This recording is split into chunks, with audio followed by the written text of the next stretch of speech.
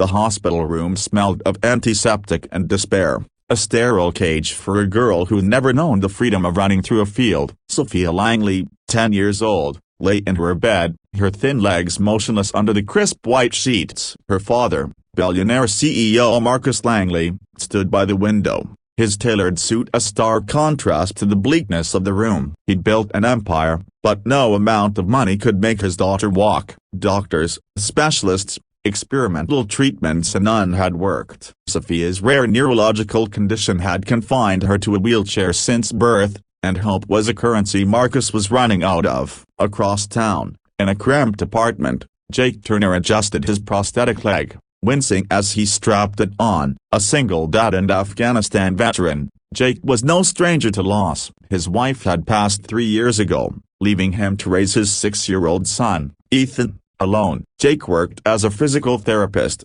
not for glory but because he knew what it was to rebuild a life from ruins. His hands, calloused from war and work, had a gentleness that surprised his patients. But Jake's own battles weren't. Other bills piled up, and Ethan's school fees were overdue. Still, every night, he'd read to Ethan, promising they'd find their way. Their worlds collided on a rainy Tuesday. Marcus, desperate after another failed treatment, had heard whispers about Jake's unconventional methods. "He's not a miracle worker," the hospital director warned. "He's just a broken bar persistent." Marcus didn't care. He'd flown in experts from Zurich. A local veteran was worth a shot. Jake arrived at the hospital, his worn jacket dripping, Ethan trailing behind with a comic book. Sophia's eyes, sharp and curious despite her frail frame, locked on to Ethan. "Is that Spider-Man?"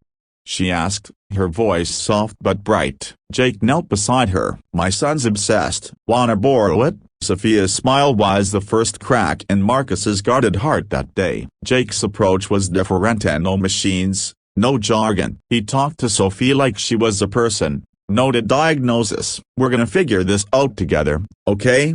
he said. Marcus scoffed silently. He'd heard promises before. Days turned into weeks. Jake's sessions were less about therapy and more about connection. He brought Ethan along, and the kids bonded over comics and silly games. Jake taught Sophia to visualize her legs moving, to feel the ground beneath feet she'd never used. "Imagine you're running to save Spider-Man," he'd say, and Sophia would giggle, her eyes alight with something new. "I hope." Marcus watched, torn between skepticism and awe. Jake wasn't just a therapist, he was a father, pouring the same love he gave Ethan into Sophia's recovery. The twist came quietly, unnoticed at first. During a session, Sophia's foot twitched. Not much, just a flicker, but Jake saw it. He didn't make a fuss, didn't call in nurses. Instead, he leaned closer and whispered, "You're stronger than you know, kid." Marcus, reviewing contracts on his phone, missed it entirely. But Ethan didn't. "Dad,"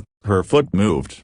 He shouted. The room froze. Marcus dropped his phone, his empire forgotten. Jake doubled down, but not for Marcus's money. He refused the CEO's blank check. "This isn't about cash," Jake said, his voice steady. "It's about her." Marcus, used to buying solutions, didn't understand. Jake's life wasn't easy. He could have taken the money, paid off debts, secured Ethan's future. But he stayed late, unpaid, tweaking exercises, telling stories of soldiers who'd defied odds. His selflessness baffled Marcus, who'd never known kindness without a price. The emotional climax came on a crisp autumn morning. Sophia, strapped into a custom harness Jake had rigged from old military gear, stood for the first time. Her legs trembled, but she held Ethan's hand, her eyes fierce with determination. "I'm gonna save Spider-Man," she whispered, and took a shaky step. Then another. Marcus fell to his knees, tears streaming down his face. The man who'd conquered boardrooms was undone by his daughter's courage and Jake's quiet,